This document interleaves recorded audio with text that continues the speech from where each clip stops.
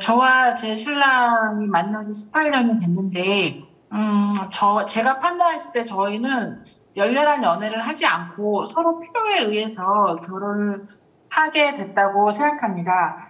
저희 신랑은, 어쩐지 모르겠지만, 저는 저희 신랑이 되게 성실합니다. 건설 쪽에 종사하는데, 만나자마자 얼굴 뻥뚫을 줄 정도로, 네, 정말 성실하고, 그랬습니다.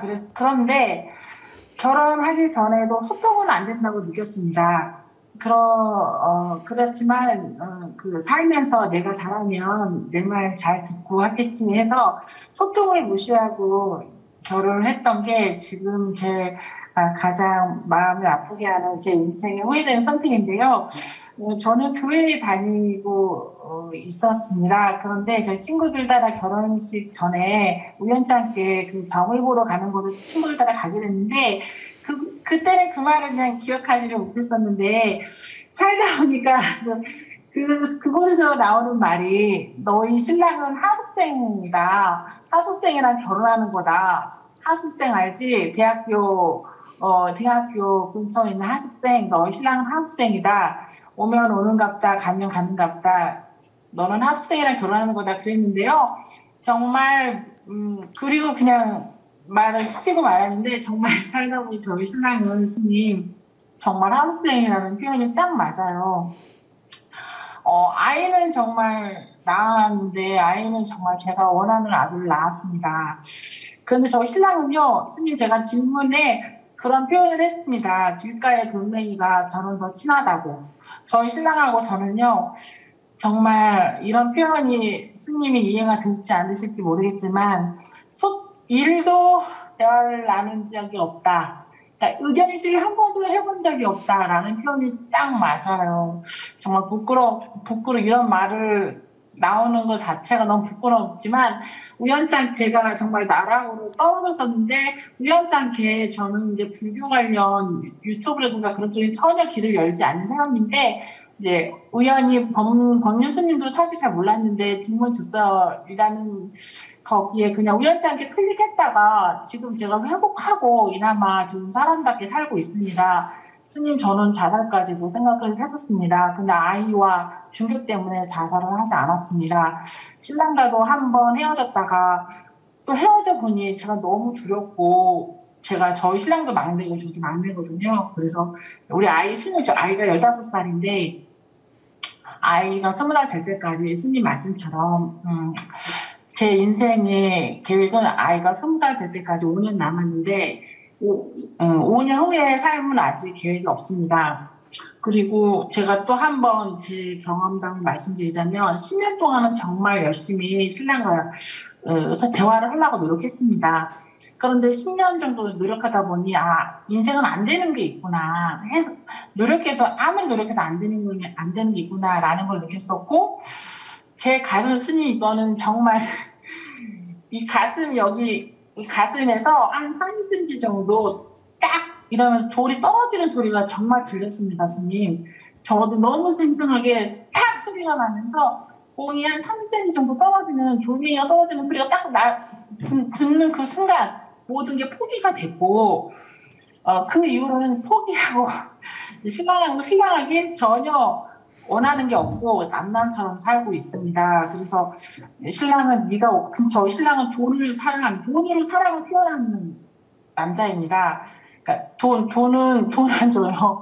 그래서 저는 스님께서 저한테 주신 답변이 대충은 짐작이 가지만 제가 제 마음이 그렇게 가슴이 떨어지는 소리가 들릴 정도로 무너졌다는 그거에 힘이 들었었고 그도 스님의 말씀을 들으면서 힘도 얻었었고 정말 지푸라기라도 잡는 심정으로 질문을 한번 넣어봐야 되겠다 했는데 이렇게 빨리 채택이 될 줄은 몰랐습니다. 제가 대화를 무시하고 그냥 돈만 보고 성실함만 보고 선택했던 내 반려자에 대한 나의 그 선택이 앞으로 이제 제가 52살인데 아이는 5년 후면 20살이 될 테고 저는 그 나머지 삶은 숲속으로 들어가서 아무도 없는 곳에 숨고 싶은 게 6개월 동안은 정말 숲속에 들어가서 한 발자국 나오고 싶지 않은 게 제 지금 심정으로 직장 생활과 아이를 키우고 있고 신랑과는 거의 난난처럼 한 달에 한 번, 두 달에 한 번 그렇게 만나면서 살고 있습니다. 근데 저희 신랑은 돈을 벌려고 집에 건설을 하기 때문에 목숨 걸고 일합니다, 스님. 정말 목숨 걸고 일합니다. 빌딩을 세우고 아들한테 물려주고 죽을 거다. 그리고 나머지 삶은 네가 알아서 해라. 이런 남자예요. 스님, 그래서 무너진 제 마음을 잡아주시고 힘을 얻을 수 있는 말씀을 부탁드리고 싶습니다. 이상입니다. 네, 그러면 남편이 별로 대화가 없으니까 둘이 의견 차이로 싸우고 막 살림 때리 부수고 막 이런 건 언쟁을 하고 이런 건 없겠네요. 네, 지금 18년 동안 그런 적은 없습니다. 그냥 5분 이상 대화를 10년 동안 노력을 할 때는 5분도 안 됐죠. 왜 자기 얘기만 하니까. 네, 맞습니다. 때려보시고 한 것도 없습니다. 근데 자기가 참 제가 이래 잠깐 처음 봤는데도 말이 좀 많네요. 네, 네. 신랑까지 말이 많으면 집안이 시끄럽겠다. 신랑이 그래도 입이라도 다물어주니까 집안이 조용하지 않나. 어떻게 생각해? 맞습니다, 스님. 돈도 잘 주고 그런데 제가요, 저희 신랑은 돈을 주는 사람이고 저는 감성이 좀 있는 것 같아요. 그거 맞지 않아요. 그래서 맞지. 그러니까 맞지. 너무 외로워요. 너무 힘들고 외로워요. 행복할까? 그래. 그 이제 신랑하고 헤어지고 돈도 못 버는 게 말만 많고 맨날 그 있는 돈 갖다 쓰고 살림이나 때리 부수고 이런 남자가 한번 살아보면 이제 괜찮을 거예요. 그렇게 살아보면 이제 구가이 명가이구나 이걸 깨닫지. 그러니까 자 제가 하나 물어볼게 그러면요. 아까 소통이 신랑하고 안 된다 이렇게 말했는데 소통이라는 것은 소통이 잘하는 지도자다 한 예를 들어 봅시다. 그러면 북한의 지도자가 말을 한 백성들이 말을 잘 들어야 안 들어요? 잘 들어요. 예. 그러면 북한의 지도자는 소통을 잘하는 지도자네요? 아니요. 말을 잘 듣잖아요. 그거는 억압. 그러면 다시 물어볼게요. 그러면 소통을 잘한다는 말은 남의 말을 잘 들어주는 사람이에요. 내가 말하면 상대가 내 말을 잘 들을 때 소통이 잘하는 사람이에요. 서로 상대의 말을 들어주는 거요. 다시 내가 말하면 상대가 잘 들어줄 때 이게 소통을 잘하는 사람이에요. 상대가 말하는 거를 내가 잘 들어줄 때 소통을 잘하는 사람이라고 말해요. 들어주는 거요. 들어주는 거 잘하는 사람. 그래. 그럼 자기는 남편 말을 잘 들어줘요? 자기 지금 원하는 게 내가 남편 말을 잘 들어주고 싶다 이런 생각이 지금 번뇌예요. 내 말을 남편이 좀 들어줬으면 좋겠다 이런 지금 생각이에요. 남편이 내 말을 좀 들어줬으면 더 좋겠어요. 그러면 독재자지 뭐. 독재자가 되고 싶은데 독재자가 지금 못 되고 있는 거예요. 자기는 지금 북한 지도자나 중국 지도자 같은 사람이 되고 싶은 거예요. 아닌데요. 아니 남편이 내 말을 잘 들어줬으면 좋겠다고 생각한다며? 들어주면 저도 들어주죠. 아니 그건 무슨 놔놓고 상대가 내 말을 잘 들어줬으면 좋겠다. 이거는 독재자예요.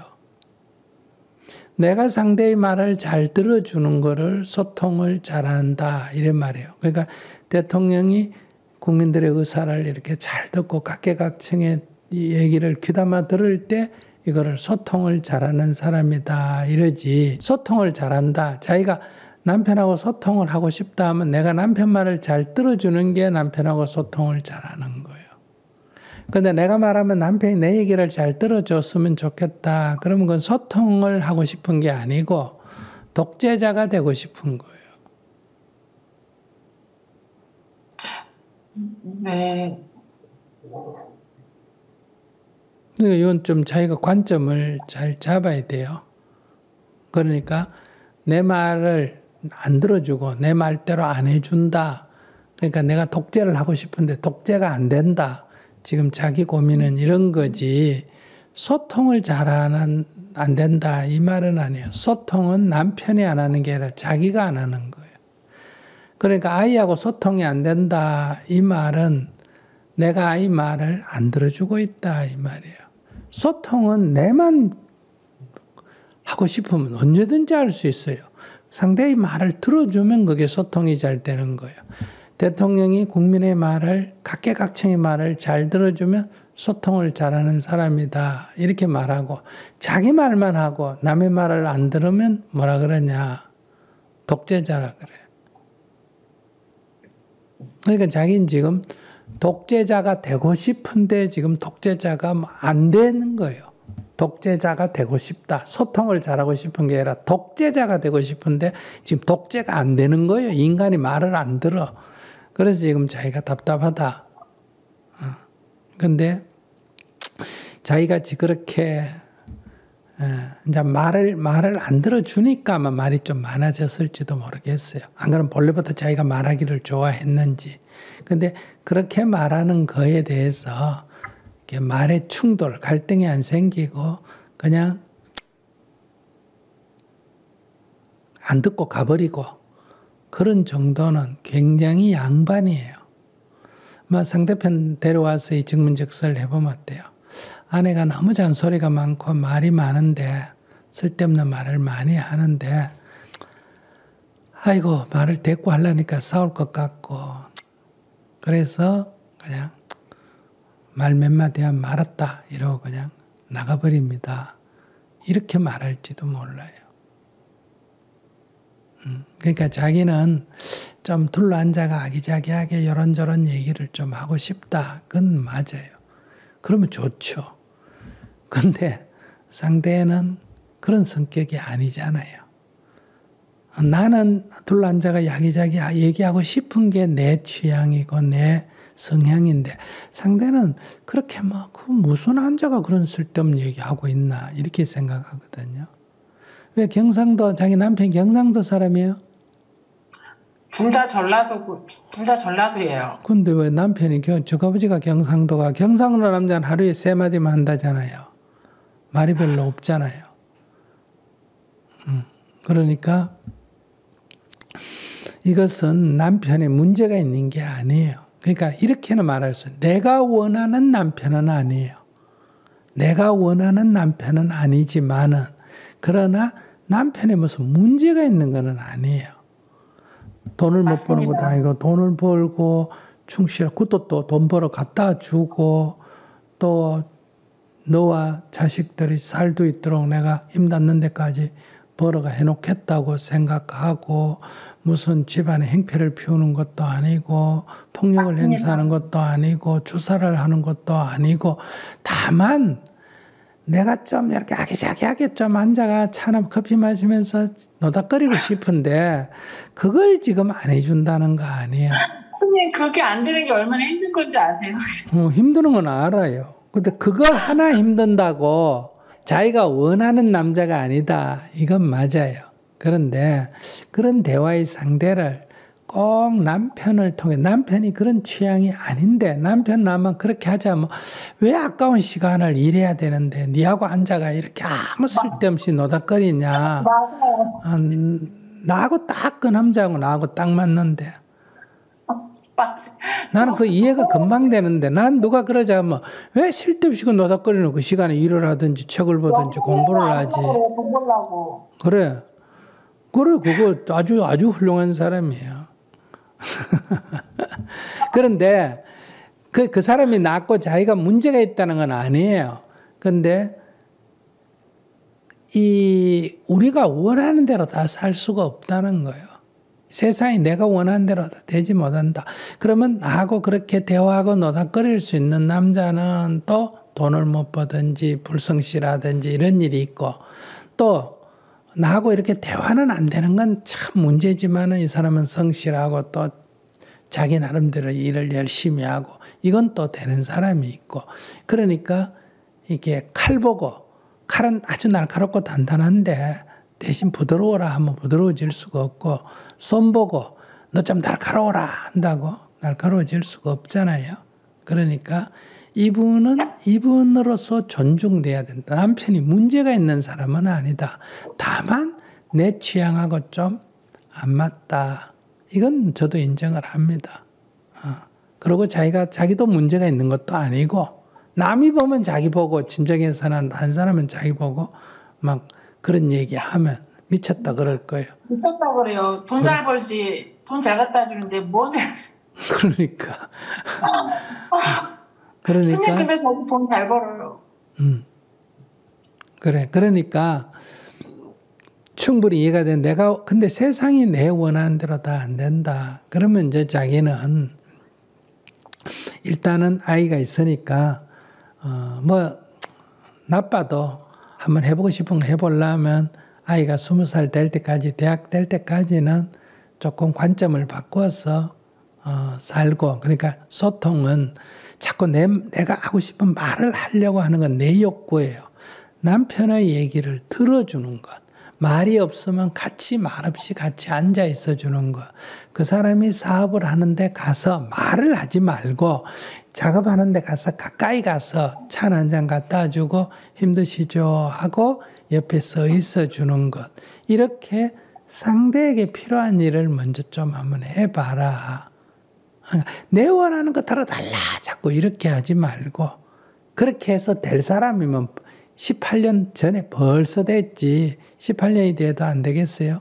18년이 돼도 안 된다는 거는 그 사람은 그렇게 될 수가 없다. 그러니 내가 좀 다가가보는 게, 네가 어떻게 변해가 나한테 맞춰라 하지 말고 내가 그 사람에게 맞춰주고, 자꾸 가서 말할래 하지 말고 그냥 서 있어주고 웃어주고 깨안아주고 먹을 거 주고 이렇게 좀 노력을 해보면 어떨까. 그래서 그래도 자기 돈도 나도 벌고 하니까 돈이 이래 내 취향대로 한번 살아보겠다 하면 아들이 20살이 넘거든 이혼을 하고 그런 이제 정서적으로 맞는 사람을 한번 살아보든지. 근데 이건 이해는 돼요. 제가 미국에 가서 교민들 위해서 법회를 했는데 미국 사람인데 남편이 의사예요. 그러니까 내가 간 그 집에 초대받았는데 큰 집이었어요. 근데 그분도 교회 다니셨는데 교회 친구들을 수십 명을 집에 나를 초대해가 그래가 그 법회를 했어요. 종교적인 걸 떠나가지고. 그리고 이제 가고 이제 밤에 늦게 이제 그분하고 이제 대화를 했는데 그분이 저한테 이렇게 말합니다. 스님, 제가 스님이니까 스님이면 제 속에 있는 말을 한번 해도 안 되겠습니까? 그래, 하세요.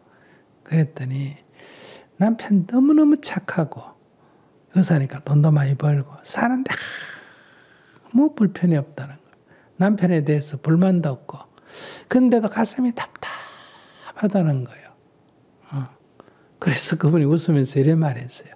그때 60이 훨씬 넘은 분인데 제가 죽기 전에 한국 영감하고 한번 만나가지고 한 3년만 살아보고 죽었으면 좋겠습니다. 그래. 그러니까 그게 뭐예요? 모든 게 다 이성적으로 대화가 되지만은 이 정서적으로 교감이 잘 안 된다 이 얘기죠. 근데 살기가 바쁘면 그런 생각이 안 드는데 사는 게 모든 조건이 다 갖춰졌는데 그게 안 갖춰지니까 죽기 전에 그거라도 한번 해보고 죽었으면 좋겠다. 이런 생각이 드는 거예요. 근데 그거를 이해는 충분하죠. 사람은 그럴 수가 있다. 그리고 사람은 스님들은 돌을 닦는다고 결혼도 안 하고 이렇게 살잖아요. 그런 것처럼 우리는 어떤 자기 인생의 목표가 있으면 남이 뭐라 그러든 다른 걸 과감하게 포기하거든요. 자기는 자기 정서적으로 대화가 되는 거 이거 한번 해볼 수 있다면 딴 거 다 포기할 수 있다. 이런 지금 생각에 집중돼 있다. 이런 얘기예요. 그러니까 그러다가 나중에 후회하기 전에 남편에게 자기가 한번 노력해 본다. 오늘부터 남편에게 말을 내가 먼저 걸지 않고 그냥 가까이 가서 커피 한 잔 끓여다 드리고 혼자 일하는 데 가가지고 옆에 좀 서 있어주고 뭐 필요한 거 있느냐고 물어보고 해주고 이렇게 말을 하지 말고 내 이 정서를 상대편 보고 채워달라지 말고 내가 그 사람이 필요한 일을 해주는 역할을 지금부터 한 3년 해가 그래도 자기의 이 답답함이 해소가 안 되면 그때 뭐 인생은 정성 평양감사도 지하기 싫으면 그만이다 그러잖아요. 그러니까 자기 뜻대로 해봐도 좋은데 제가 볼 때는 지금 자기 얘기 들어보면 좀 경솔하다. 너무 자기중심적이다. 이런 생각이 들어요. 스님 감사합니다. 스님 말씀 중에 독재자라는 말씀 들으니까 스님 말씀대로 다 그랬구나. 독재자 부분에서 좀 인정이 되었고요. 제가 아들을 키우는 데만 이제 목표를 두었는데 스님이 3년 동안 남편은 말하지 말고 필요한 것을 해줘라. 그 말씀 기억하고 스님 이렇게 제가 예상치 못한 답변을 주셔서 감사합니다. 스님 말씀대로 그렇게 살아보겠습니다. 자기 예상치 않았다는 자기 아까 다 스님이 뭐라고 나한테 얘기할 건지 다 짐작한다 뭐. 아따 똑똑다.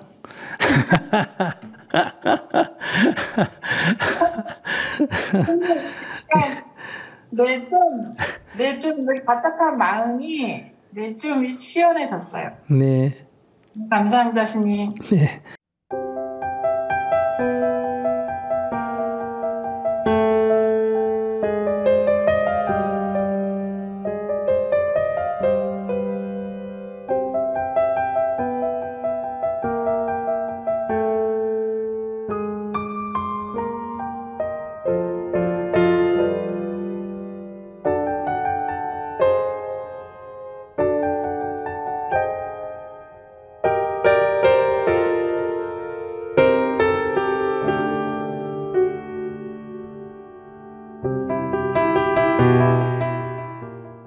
그걸 혼자서 하는 스님한테 물어야 돼. 스님이 지금 성클리닉에 대해서 상담을 해줘요. 그래서 내가 이걸 갖다가 치유를 해주는 방법을 얘기하면 이게 이제 인터넷에 올라가서 또 난릴 거예요. 그러니까 자기가 지금 헤어진 뒤에 만약에 한 달 안에, 2달 안에 아내가 교통사고나 뭐 다른 이유로 교통사고 나서 죽든 자살해가 죽든 죽었다 그럼 자기가 후회될까 안 될까? 그러니까 어떤 일을 우리가 최선을 다할 뒤에라야 어떤 일이 벌어져도 후회를 안 하게 돼요. 최선을 다하는 것은 그를 위해서 최선을 다하는 게 아니라 내가 어떤 일을 닥치더라도 후회를 안 하기 위해서요.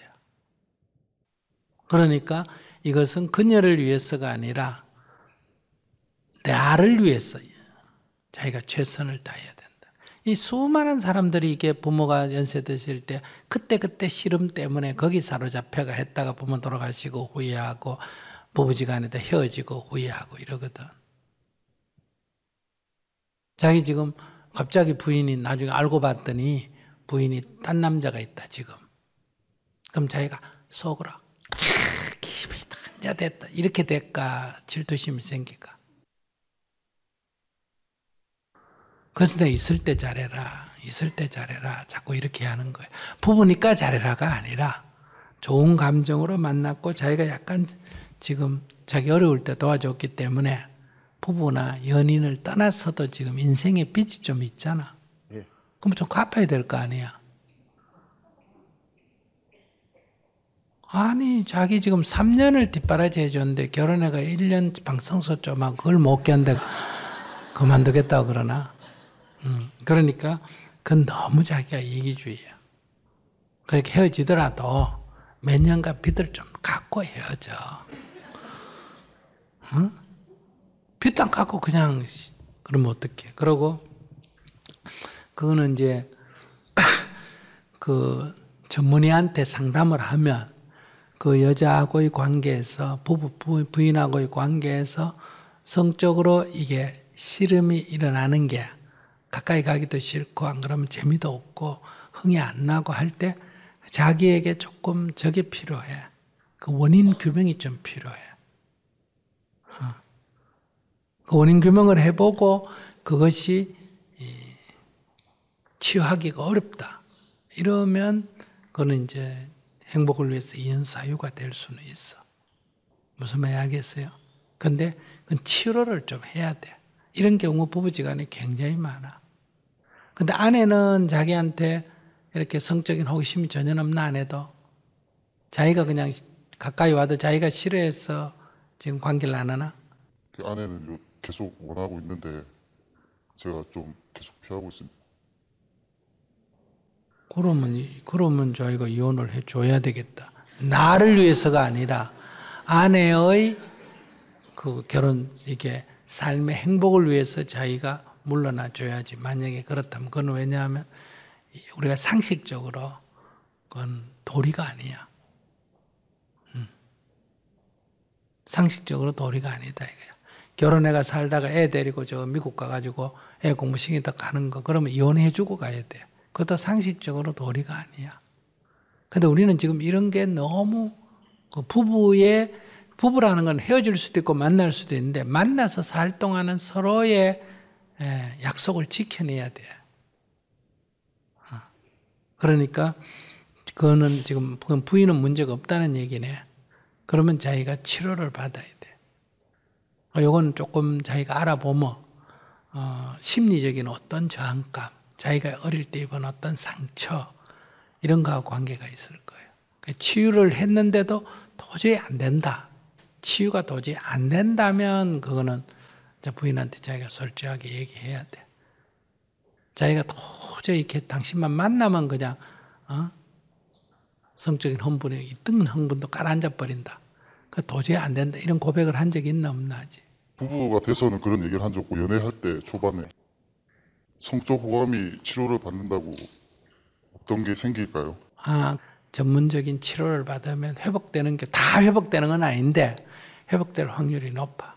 그러면 만약 회복이 안 된다고 전제를 했을 때 계속 같이 사는 거는 상식적으로 아닌 것 같다고 말씀하시는 거죠? 그럼 부인이 결정할 일이지 자기가 결정할 일은 아니라. 부인이 결정할 일. 자기는 지금 자기가 부인한테 흥미가 없다고 지금 이혼을 하겠다는 건 이건 너무 이기주의라는 거예요. 부인한테 권한이 있다 이 말이야. 결혼을 했는데 남편이 나하고 잠을 안 잔다. 그럼 부인이 이혼을 신청할 권리가 있다 이 말이야. 자기가 권리 있는 게 아니고. 아시겠어요?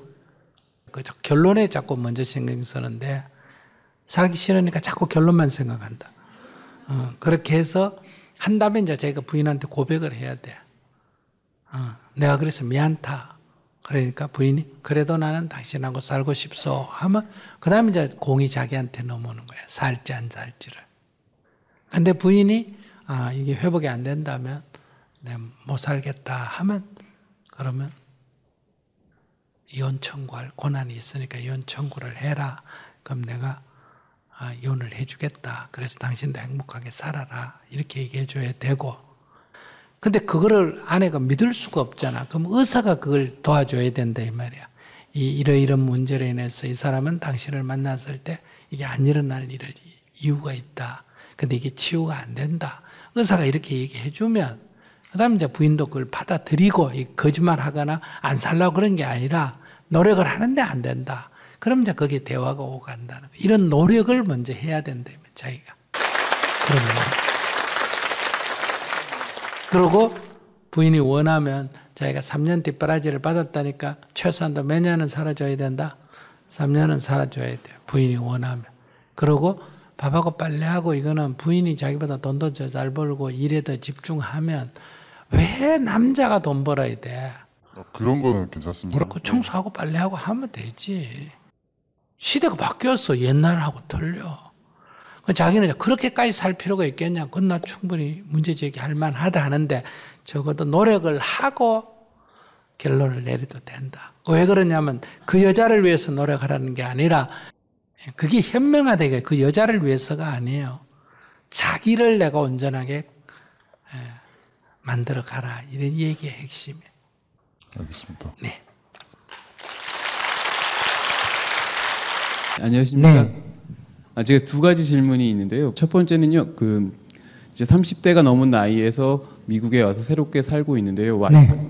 미국인 와이프하고 직장도 외국 회사를 다니는데요. 그렇게 큰 문제는 없는데요. 그 와이프하고 이제 저녁에 시간을 같이 하는 게 별로 없어요. 식사도 틀리고, 그러면서 서로가 이제 좀 쉬고 싶고 하니까 저는 방에서 한국 TV를 보고요. 와이프는 그 미국 TV를 봅니다. 그래서 근데 그게 쉽지가 않아요. 같이 그러니까 마음을 열어서 같이 보고 싶은데 그게 잘 안 되더라고요. 어떻게 좀 한국 TV를 끊고 뭐 제가 해야 되는 제가 할 수 있는 방법은 그런데요.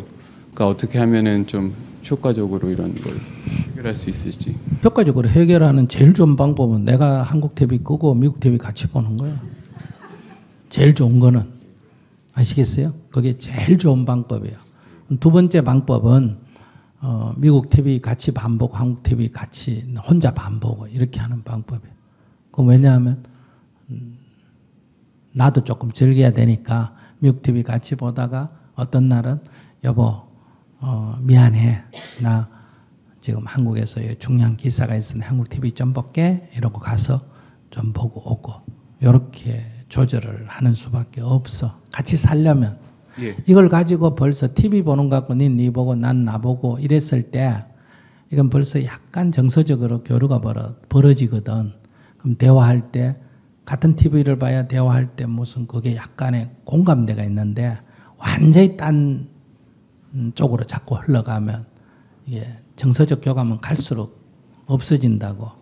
그러면 이게 한국 사람하고 결혼한 것도 아니고 무슨 말인지 아시겠어요? 네. 또 한국에 사는 것도 아니고 미국에 살기 때문에 일정하게 살다가 이게 그만둘 확률도 굉장히 높아져. 그러면. 예. 근데 한 가지 그러면서 그 와이프하고 이렇게 그 TV 본 서로가 같이 하는 시간이 많지 않으니까 좀 조절을 하겠다고 하는데 그러면서 제가 느끼는 거는요. 한국 사람들은 미국 사람한테 간섭을 하기를 저도 하면서도 한편으로 근데 와이프는요. 저한테 간섭을 안 해요. 그게 그러니까 저는 익숙한 게 제가 간섭을 하거나 간섭을 받는 건데 와이프는 간섭을 안 하니까 한편으로는 조금 더 간섭을 해달라고 하는 그런 그 생각들이 많이 들거든요. 근데 간섭을 안 하는 건 좋은 거예요. 예. 한국 사람은 그건 잘못된 거야. 제가 간섭을 하는 건 아니야. 아까 내가 얘기했잖아. 예. 네 가지 아니면 예. 남의 인생에 간섭도 하지 마, 간섭도 받지 마라. 같이 사는 부부인데 간섭하는 게 간섭 안 너무 하면 습관이 됐어 그래. 심심하잖아요. 어? 같이 사는 부부끼리 간섭을 안 해주면 심심하지 않아요? 그럼 한국 사람하고 결혼하지 왜 미국 사람하고 했어. 자기가 선택을 그랬기 때문에. 예. 그러니까 간섭하는 것도 싫어하지만 간섭하기도 싫어한다고. 그러니까 그거는 자기가 그게 부족하면 이제 자기가 그런 것부터 힘들면 이제 같이 살기 어렵지. 그러니까 가능하면 이렇게 개인 취향 같은 거는 간섭하면 안 돼. 그렇게 인정하고 그 다음에 가능하면 이제 공감대를 가질 수 있는 걸 자꾸 넓히는 게 좋지. 그러니까 와이프가 좋아하는 게 뭔지를 봐서 나도 그거를 같이 해준다든지 또 서로 취향이 다르면 서로 얘기를 해서 여보 당신 이거 좋아하는데 근데 난 요걸 좋아하니까 오늘은 내가 내 좋아하는 것 좀 하면 어때? 이렇게 해가지고 또 좋아하고 이렇게 해가 서로 이해하고 따로 하는 건 괜찮아. 방한 온도가 한 사람은 좀 서늘한 데 좋아하고 한 사람 따뜻한 데 좋아하면 서로 합의해서 딴 방을 써도 돼. 볼일 볼 때만 같이 보고. 그래도 돼. 그러나 같이 살려면 방한 온도를 조금 타협해야 돼. 아내의 온도에 내가 맞추는 게 첫째 제일 쉽고, 근데 내가 그래도 나도 그 너무 뭐 체질이 안 맞으면 어렵잖아, 그지? 그럼 서로 합의해가 중간 온도를 한번 해보고, 그럼 서로 불편하면 방을 따로 쓰면서 각각의 온도를 맞추고 사는 것도 괜찮아. 꼭 같이 살아야 되는 거는 아니야. 꼭 같이 있어야 정이 있는 것도 아니고, 텔레비도 꼭 같이 봐야 되는 거는 아니야. 그러나 서로가 어떠니 이렇게 공감대를 조금 가지려면 이렇게 같이 해주는 시간을 조금 늘리는 건 좋지. 근데 그 간섭하면 안 돼. 예, 알겠습니다. 그리고 두 번째는요, 개인적인 건데 좀 더 제가 이제 태권도 도장을 하려고 이제 준비하고 있거든요. 네. 그러면서 이제 뭐 다른 도장에 가서 가르치기도 하고 그러면서 다른 사람들 만나서 조언도 받고 하는데 영어가 그렇게 발음이나 그런 게 좋지가 않은데 제가 좀 설명을 많이 하는 스타일이에요. 근데 그런 걸 보면서 저 하는 모습을 보면서 조금 말을 빨리 하거나 아니면 그 발음을 좀 교정을 해서 좀 클리어하게 하라고 하는데 말하는 거는 제가 그 말을 잘 못해요. 못하는데 그나마 이제 교사 생활을 하면서 하려고 하면서 말이 되게 느려졌어요. 또박또박 이렇게 하나씩 하게 되는데 그거를 좀 빨리 하고 싶거든요. 말을 빨리 할 수 있는 방법이 또 뭐가? 그거 알면 내가 영어 배우지 왜 얘기를 가지고 있어. 몰라 나도 그거는. 그거 알면 내가 뭐 영어를 유창해가네 미국 사람 상대로 강의하지 뭐 때문에 통역 붙여놓고 하겠어. 그러니까 이게 나같이 이렇게 사람의 심리를 다루는 거는 이렇게 영어를 아주 잘해야 돼. 그냥 이렇게 해가는 안 돼. 근데 태권도 가르치는 건 영어 잘 못해도 괜찮아. 아예 말 안 하고도 가르칠 수 있어. 그 태권도는 하나 똘 이것도 뭐 한국말로 하는 게 태권도인데 뭐 전 세계적으로 여기도 하나 똘 안 해? 그래. 돌려차 이러대 내가 보니까 무슨 말인지 처음에 못 알았어. 저게 뭐 영어도 아니고 저게 뭔가 싶어서 한참 들여다보니 돌려차 뭐 어쩌고 저쩌고 이러더라고. 그래서 지금 그 말이 잘하는 게 핵심이 아니고 자기 실력이 핵심이야. 천천히 정확하게 가르쳐 주는 게 핵심이고 말 잘하면 좋지만은 어떻게 자기가 지금 외국어를 그렇게 금방 빨리 되겠어. 그건 욕심이야. 그럼 자기가 자꾸 열등의식을 갖게 돼. 자기가 이렇게 말을 몇 마디라도 하는 것만 해도 다행이다. 이렇게 항상 자기의 긍정성을 가져야 돼. 욕심을 내면 자꾸 자기가 부족해져. 그럼 자기 열등의식을 자꾸 갖게 되는 거예요. 영어를 할 수 있는데요. 말을 제가 천천히 하는 게 좋다니까. 왜 빨리 해야 되는? 태권도 가르치는데 말을 빨리 해야 될 이유가 뭐가 있니? 그러니까 천천히 하면 애들이 지루해하지 않습니까? 아니야. 지루하잖아. 또박또박 천천히. 그러면 안 돼. 이렇게 해. 이렇게 가르쳐. 좀 괜찮아. 천천히 하면서 좀 특색을 개성을 살리는 방향을 한번 또. 그러니까 나는 말이 조금 늦은 대신에 다른 특색이 딱 있으면 돼. 아시겠어요? 그런 것처럼 그걸 못한다고 못하는 게 아니고 다른 특징을 더 개발해서 하면 돼요. 응? 알겠습니다. 감사합니다. 네. 네, 안녕하십니까. 네. 결혼을 이제 해서 이제 잘 살고 있는데 저도 이제 뭐 6남매 장남이고 또 우리 와이프도 또 6남매 또 장녀예요. 그래서 뭐 집에서도 살면서도 뭐 집에서도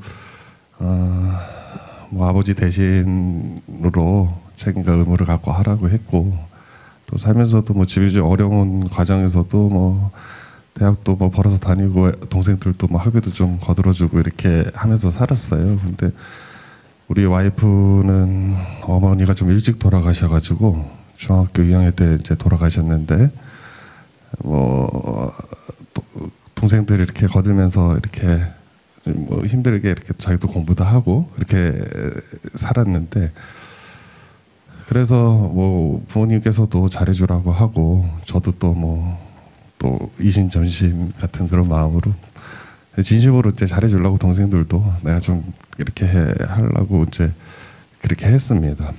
잘해주긴 내가 누구한테 잘해주냐? 와이프한테 잘해준다는 거예요? 와이프 동생들한테 잘해준다? 둘 다. 둘 다. 네. 제가 이제 건설 쪽에 일을 하기 때문에 네. 집은 있는데 집이 뭐 너무 고치지도 않고 그래서 인테리어를 좀 어려운 과정에서도 이제 해줬어요. 직경으로 제가 가서도 하고 뭐 이렇게 모습도 불러서도 하고 이렇게 잘 마치고 나서 그 아버지 장인께 이제 뭐 다 공사 끝났으니까 뭐 식사하시고 모셨어요. 그렇게. 그런데 뭐 대뜸 갑자기 막 역정을 내시면서 뭘 잘못했는지 나한테 쓰라는 거예요. 아, 내가 뭘 잘못했는지. 네.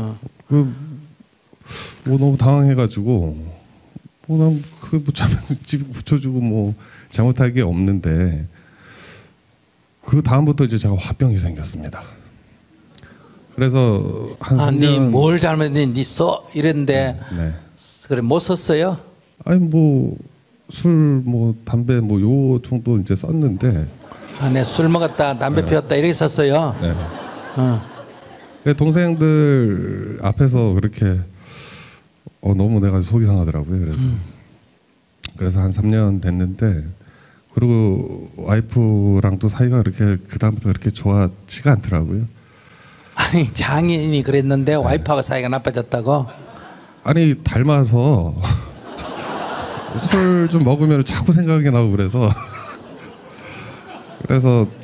좀 그런 게 그렇습니다. 그래서 이 관계를 동생들도 그렇고 저도 뭐 그렇게 뭐 여유 있고 마음이 넓은 사람은 아니니까 네. 저도 위로도 받고 싶고 잘했으면 칭찬도 받고 싶고 뭐 같이 이렇게 그 진심을 주고 받고 싶은데 네.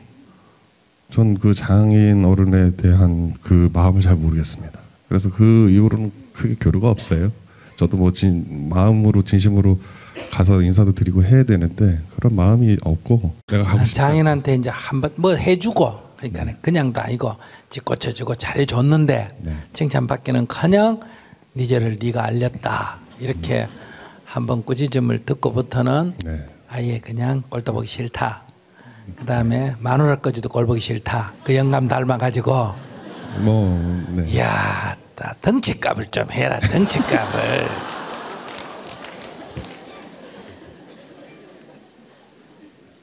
어떻게 생각해요? 자기 덩치값을 좀 해야지.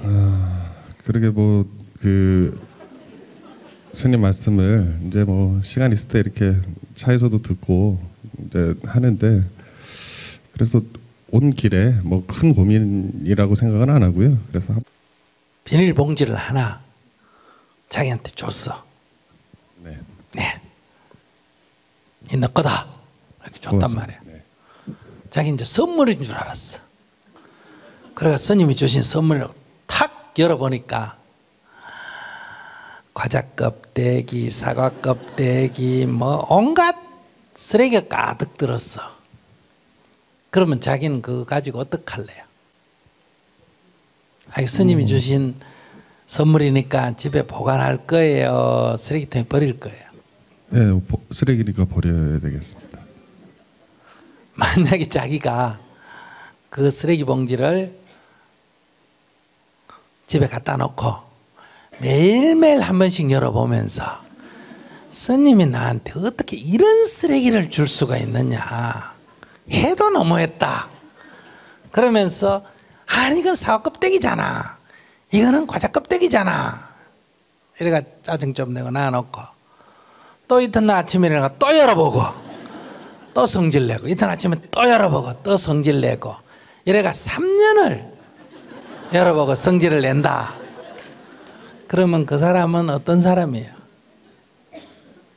네, 고맙습니다.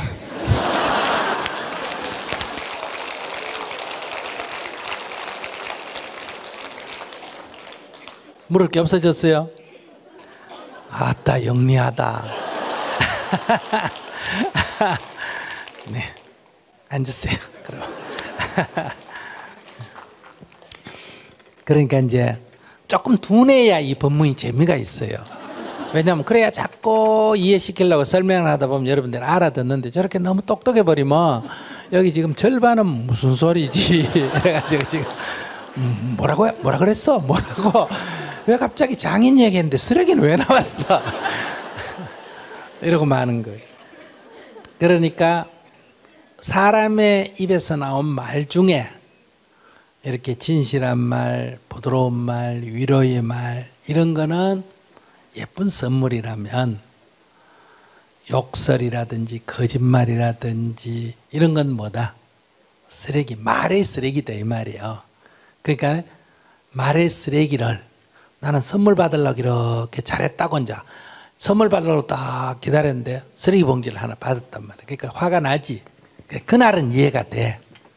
그러면 쓰레기네 하고 쓰레기통에 버려버렸으면 됐는데 저분은 그 말의 쓰레기 봉지를 지금 3년을 움켜쥐고 매일매일 열어보고 어떻게 이럴 수가 있느냐, 어떻게 이럴 수가 있느냐 이렇게 지금 아직도 봉지를 쥐고 계세요. 어떻게 오늘 봉지 이제 쓰레기통에 버리시겠어요? 계속 열어보시겠어요? 버리시겠어요? 그러니까 첫 쓰레기 봉지 열었을 때 실망은 이해가 됩니다. 그러나 그 다음부터는 이 미움과 괴로움은 자기가 만든 거예요? 장인이 준 거예요? 자기가 만든 거예요. 이걸 갖다가 경전에는 부처님이 이렇게 말했어요. 제1의 화살은 맞을지언정 제2의 화살은 맞지 말라 이랬어요. 자긴 지금 3년이니까 365일 곱하면 얼마예요? 1000개의 화살을 맞았어요. 그래서 그거 따져가 어떻다 이해하는 법도 있지만 이렇게 탁 이렇게 놔버리면 돼요. 알았죠? 아, 그 쓰레기 봉지였구나 이러고 놔버리면 돼요. 그러면 어떻게 부인한테 뭐라고 해야 될까? 네가 아버지를 대신해서 사과해라 이래야 될까? 아이고 내가 미쳐가 쓰레기 봉지 쥐고 3년간 있었는데 미안하다 이래야 될까? 장인한테 가서도 웃으면서 아이고 그때 주신 쓰레기 봉지 제가 갖고 보관을 했는데 오늘 이제 버렸습니다 이러면서 옛날처럼 다니세요. 왜냐하면 장인을 위해서 다니는 게 좋을까? 나를 위해서 다니는 게 좋을까? 나를 위해서. 내가 장인이 미워가지고 처가에 안 간다 그러면 내가 볼 때는 그래 나 거기 안 가 이러지만은 거꾸로 보면 너는 처갓집에 못 와 하는 거와 똑같습니다. 결과적으로. 그래서 자기가 이 세상에 어디를 가고 누구도 만날 수 있어야 되는데 자기가 마음속에 장벽을 쌓음으로 해서 자기는 지금 처갓집에는 못 가는 금지구역이에요. 장인은 못 만나는 뭐다? 응? 금지된 사람이 되는 거예요. 그래서 2, 3, 자산 많이 미워하고 이것저것 다 싫어하다 보면 나는 감옥에 갇히는 거예요. 그것이 나를 속박하는 거다. 그러니까 내가 굉장히 똑똑한 것 같지만은 사실은 내가 나를 속박하는 거다. 그래서 털털 털세요. 아까 덩치값 못한다는 말은 제가 사과드릴게요. 덩치값을 하셨어요. 네, 스님 안녕하세요. 저는 결혼한 지 10년 차이고 초등 2학년 아들이 있습니다. 저는 출산을 계기로 경력 단절이 되었는데 남편은 그때부터 저한테 돈 일전도 못 벌어는 주제에 뒤노릇도 못하는 주제에 등 제 자존감을 갉아먹는 말들을 서슴없이 내뱉고 부부간의 동등한 존재가 아닌 저를 아랫사람 대하듯 하고 제 인격을 무시하는 언행을 매일 합니다. 심지어 아이한테도 무능한 엄마라는 틀을 씌워 죄내가고 있습니다. 그러다 보니 저희 마음속에는 언젠가는 남편을 납작 엎드리게 만들겠다는 복수의 칼만 갈고 있습니다. 그러다가도 가끔은 또 아이를 위해서라도 잘 살고 싶어서 스님 불문득설 남편에 관한 편은 모두 찾아보았는데 거의 남편한테 숙이는 기도를 해라. 당신 말이 맞습니다. 라는 연습을 해라는 답변이 많았습니다. 저 같은 경우에도 남편한테 숙여야 하는지요? 어떻게 수행 관점을 잡아야 더 이상 남편한테 상처받지 않고 휘둘리지 않을까요? 또 아이가 저의 과거를 받아서 성격이 예민하고 학교에서 문제를 많이 일으킵니다. 어떻게 더 이상 아이의 과거를 멈출 수 있을까요? 감사합니다. 남편하고 나이 차이가 얼마나 납니까? 네, 동갑이에요. 동갑인데 그래 아리사람 취급을 해요? 오래 사귀었어요? 바로 늦게 만나서 바로 결혼했어요. 남편이 한국 사람이에요? 외국 사람이에요? 네, 한국 사람입니다. 근데 남편이 자기하고 못 살겠다든지 뭐 이혼하다든지 이런 얘기를 한 번이나 한 적이 있어요? 네, 그런 얘기는 안 해요. 그럼 자기가 한번 생각해 봐요. 그 능력이 없다, 돈도 한 푼 못 버는 주제에 뭐 이렇게 얘기하는 거는 자기 마음에 안 든다 이거 아니에요. 네. 자기 마음에 안 들면 안 살면 되잖아요. 근데도 같이 안 살자는 소리는 일치 안 하고 계속 마음에 안 든다는 소리를 하는 이유가 뭐라고 생각해요? 남편은 저하고는 살기는 좋지만 저랑 헤어지면 아이를 못 보니까 아이하고 같이 살고 싶어서 저랑 사는 거라고 얘기하고 있습니다. 그냥 저를 아이 키우는 모모 이렇게 정도로 생각하고 있는 것 같습니다. 남편은 돈을 잘 벌어요? 그냥 보통 샐러리만. 자기는 직업을 안 가지고 있고? 네. 그럼 뭐 그 생활비는 줘요? 네. 생활비는 특별히 문제가 없고? 네. 그럼 자기 밖에 나가 직장 생활 해가지고 아침부터 나가 8시간 하루 일해가지고 뭐 200만이든 300만이든 벌고 집에 또 들어와서 애들 키우고 이렇게 사는 게 낫겠어요? 하루에 한 번씩 돈도 못 버는 주제에 뭐 능력도 없는 주제에 이런 말 한 서너 번 듣는 게 더 낫겠어요? 너무 자존감이 너무 떨어지고 우울해져요. 그런 얘기를 자주 들으면. 너 볼 땐 자기 지금 약간 정신적으로 지금 오히려 우울증이 있거나 이런 심리적인 질환이 좀 있는 것 같아. 건강한 사람이라면 이런 말 뭐 웃으면서 그래 니 잘났다 아이고 니 잘났네 이러고 그냥 지내면 돼요. 나 같으면 하루에 그런 건 소리 3번 듣고 직장 안 나가는 게 훨씬 낫겠어요. 그거 복수하려고 직장 나가가지고 그 고생할 거 뭐 있어요. 아이고 그래 니 잘났으니까 내가 니하고 결혼했지. 니가 못났으면 내가 니하고 뭐하러 결혼하겠노. 내가 니 하나 잡아가지고 잘 먹고 살라고 결혼했는데 뭐 이렇게 웃으면서 얘기할 수 있잖아. 건강한데. 그래 적어도 내 얼굴 이쁘지 괜찮지? 그러니까 애도 이쁠 거야. 이쁘지? 뭐 애 키우는 보모라도 밖에 가면 한 달에 한 3,000불씩 돈 줘. 그러니까 이렇게 뭐 웃으면서 그냥 얘기해도 돼요. 왜냐면 안 살자는 사람이 아니잖아. 그러니까 이건 뭐예요? 이렇게 계속 하는 거는 자기가 좀 이렇게 숙이지 않는다. 그래서 이게 기 꺾으려고 그러는 거거든. 자기가 미리 길을 딱 숙여주면 이런 말 나중에 저절로 없어져요. 자기가 계속 쳐드니까 그걸 발로 밟으려고 계속 그런 거거든. 그러니까 아이고 당신 말 맞습니다. 예, 제가 부족합니다. 당신은 훌륭하십니다. 이렇게 그냥 딱 아무 저항하지 말고 한번 그렇게 해봐요. 잘 안 되더라고요. 그러니까 잘 안 되니까 이제 이런 문제가 생기는 거예요. 그렇게 하고 병원 안 가는 게 나아. 지금 병원 가서 약 먹고 이걸 억지로 견뎌내는 게 낫겠어.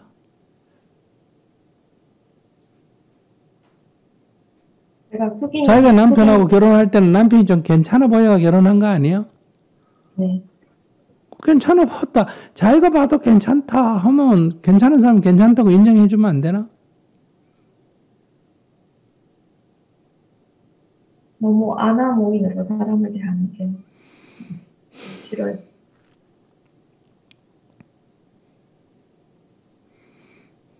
근데 그럼 왜 살아? 요즘 같은 세상에. 애기 주고, 그래, 애기 좋다면 네가 키워라. 그래. 나는 밖에 나가서 따로 살게. 이러고 딱 결론을 내려가 나와버리세요.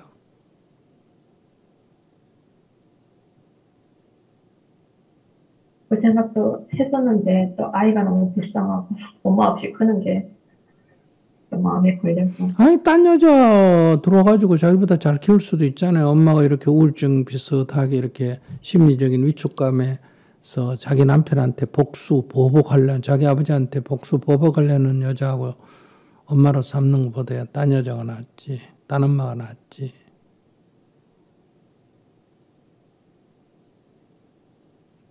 그럼 이런 거 갖지 말고 자기가 정말 그렇게 생각한다면 여보 그러면 아이들 당신 키우고 난 나가서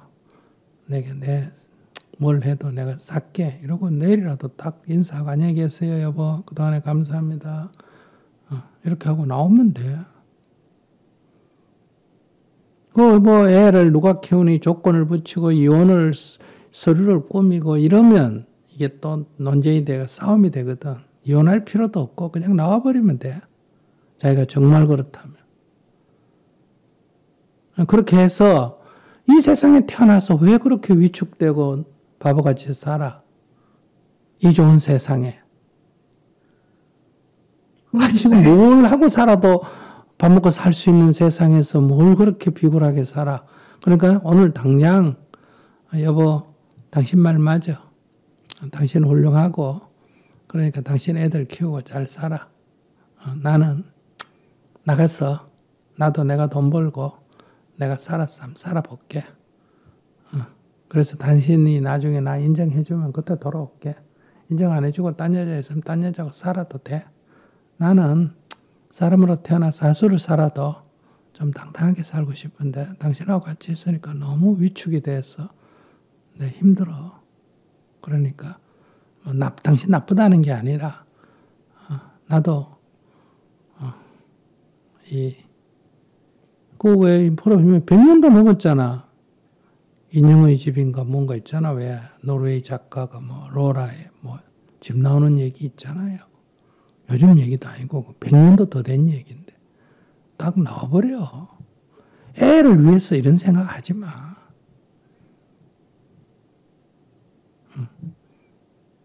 생활이 되는 남자니까 그 정도 할 거예요. 그렇게 딱 나오고 아니면 같이 살려면 자기가 남자를 딱 인정하고 그래 우리 남편 훌륭한 사람이야. 당신 훌륭하니까 내가 당신하고 살지. 내가 당신하고 결혼했지. 우리 남편 훌륭한 게 뭐가 나빠?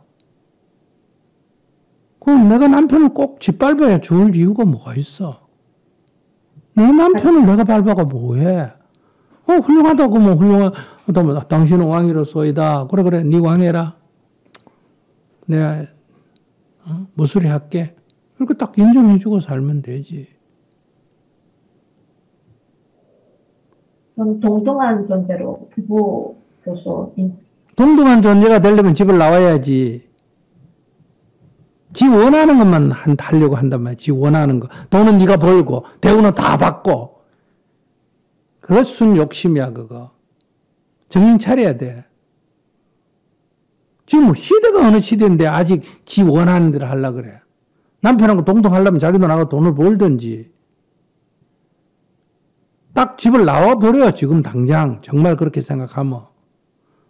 다 혜택은 다 받고 대우는 다 받고. 그러면서 그게 어디 있어 그런 게. 없어 그런 세상은. 병원에 가봐요 병원에. 지금 그 우울증이나 이런 정신질환 때문에 자기가 지금 힘드는 거예요. 병원에 가서 먼저 치료받고 두 번째 자기가 정말 자유를 원하면 평등을 원하면 이 좋은 세상에 남녀 평등의 세상에 뭐 때문에 거기서 그런 소리 듣고 살아. 나와서 살면 되지. 그리고 자기가 아무리 세상이 좋아도 내가 경제적으로 어렵고 아이들 생각해서 여기 살겠다 그러면 그냥 후원자라고 생각하고 후원자로 나와 아이들을 위해서 후원자라고 생각하고 아이고 감사합니다. 매일 후원해줘서 고맙습니다. 이러고 살아야 돼. 자기는 굉장히 막 겸손하고 남이 들으면 뭐 여자가 뭐 학대받는 것처럼 얘기하는데 그렇지 않아. 자기는 좋은 건 다 빼먹고 살려고 하는 아주 욕심 많은 여성이에요. 그 잘못된 생각이에요.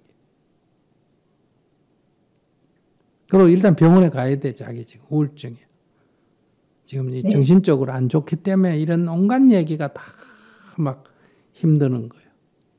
알았죠? 네. 감사합니다.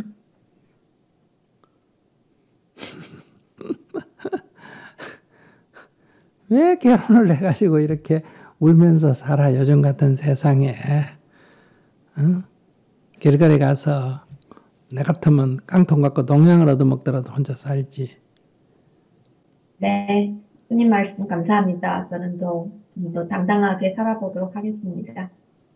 그래요. 숙이는 게 그게 비굴한 게 아니에요. 당당한 거예요. 내가 당당해야 그래 인정해주고 상대를 인정해주고 그래 니 잘났다. 그래 이렇게 딱 하고 사는 게 이게 당당한 거란 말이에요.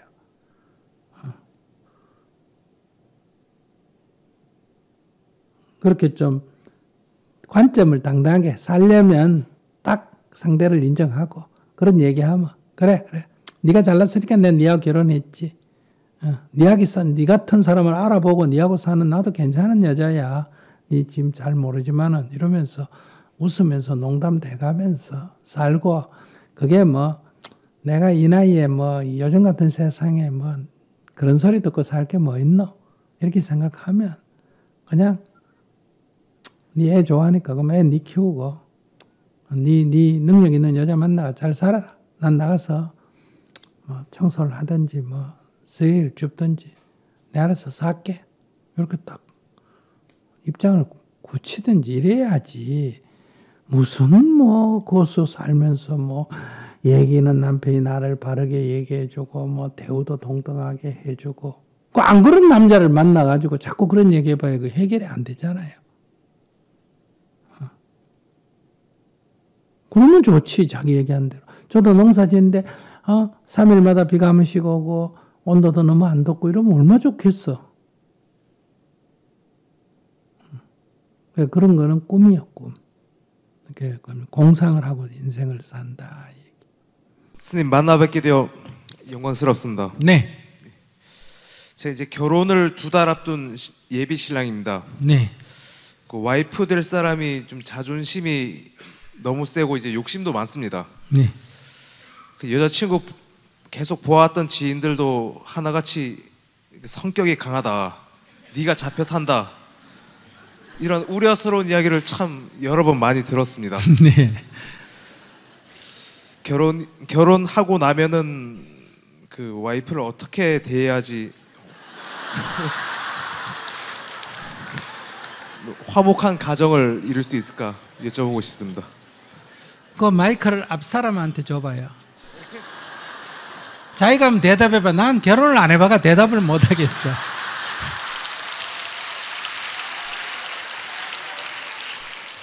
잡혀서 살면 행복합니다.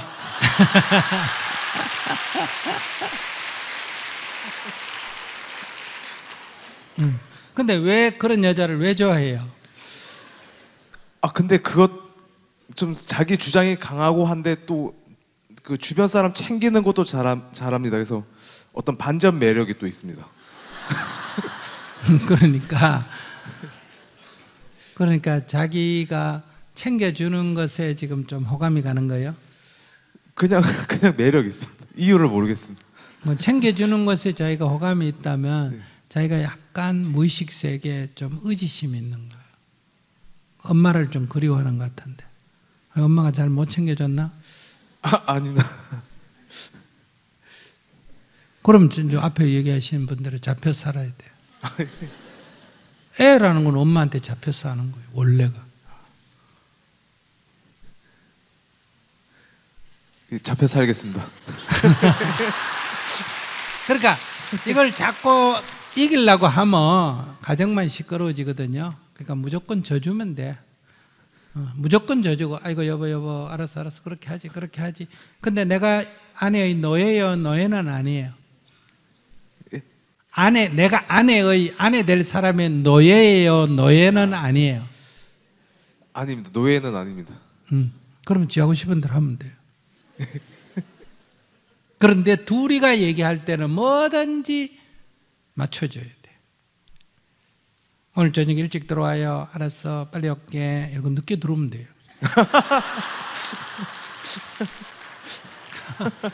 그러니까 내가 빨리 들어올게. 빨리 들어오라. 예, 알겠습니다. 빨리 들어오겠어요. 이건 뭐니까? 맞춰줘야 되니까. 그런데 내가 노예는 아니니까 꼭 늦게 들어올 일이 있으면 노예처럼 비굴하게 굴 필요는 없고 뭐 하면 된다? 늦게 들어오면 돼요. 내 인생이니까. 알았어요? 근데 왜 너 늦게 일찍 온다 걔랑 안 왔어? 이러면 뭐라고 해야 될까? 죄송합니다. 내일부터 일찍 들어와. 알겠습니다. 별일 없으면 일찍 들어오고 별일 있으면 또 뭐 한다? 볼일 보고 들어오면 돼요. 그러니까 만나서는 무조건 맞춰주고 내가 노예는 아니니까 내 할 일 있으면 뭐 하면 된다? 하면 돼요. 이렇게 하면 뭐 재밌게 살 거예요.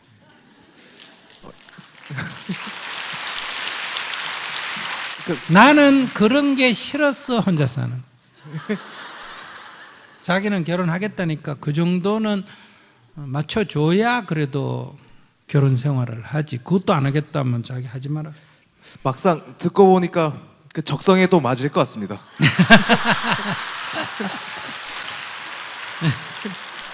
네, 그래 잘 살아봐요. 감사합니다.